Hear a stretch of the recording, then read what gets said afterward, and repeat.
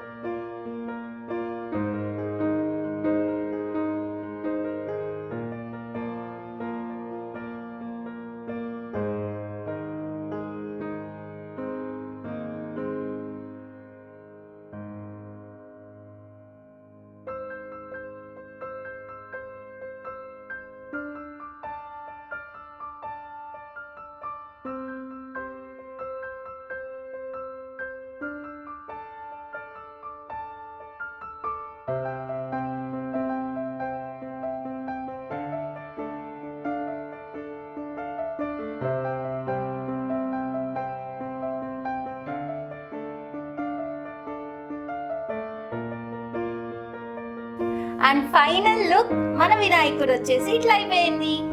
ఉండ్రాలు, ఎల్కా.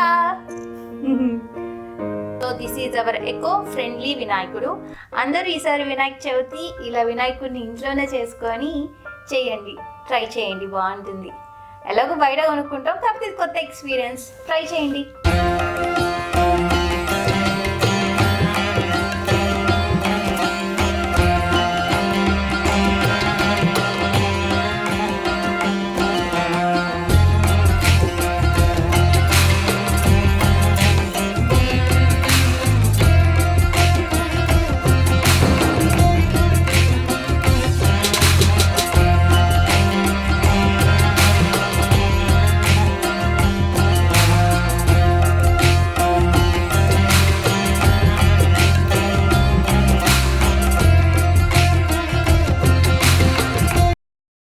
వీడియో అంతా చూసారా?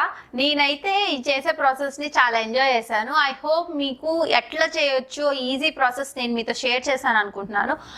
నేను ఎలా చేశాను చూసి స్టెప్ బై స్టెప్ మీరు అలా చేయండి. నేను ఫస్ట్ టైం చేశాను, సో నాకైతే బాగానే వచ్చింది అనిపించింది. నేను చేసిన వినాయకుడు ఎలా ఉందో మీరు నాకు ఖచ్చితంగా కామెంట్ సెక్షన్లో చెప్పండి. అండ్ మీరు కనుక ఈ వినాయక చవితికి ఖచ్చితంగా ఇట్లా మీ ఓన్గా వినాయకుడిని మీ హ్యాండ్స్తో చక్కగా డెకరేట్ చేయడం కాదు, ఇట్లా తయారు చేస్తే కనుక నాకు ఖచ్చితంగా పిక్స్ షేర్ చేయండి. మీకు ఇన్స్టాగ్రామ్ అకౌంట్ ఉంటే నన్ను ఇన్స్టాగ్రామ్లో #talks అని ఉంటుంది, దానిలో ఫాలో అవ్వచ్చు.